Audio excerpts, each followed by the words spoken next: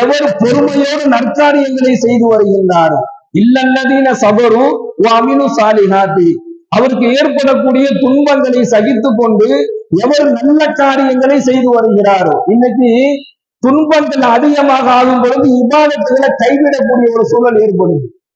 கஷ்டங்களும் சிரமங்களும் அதிகமாகும் பொழுது இபாதத்துகளை கைவிட்டுறோம். குறிப்பா சொல்லணும் அப்படின்னு சொன்னா, நல்ல 5 வேளை தொழுதுகிட்டு இருப்பாரு, பள்ளிவாசலுக்கு நல்ல 5 வேளை எப்ப பார்த்தாலும் தொழுகையில தொழுதுகிட்டு இருப்பாரு.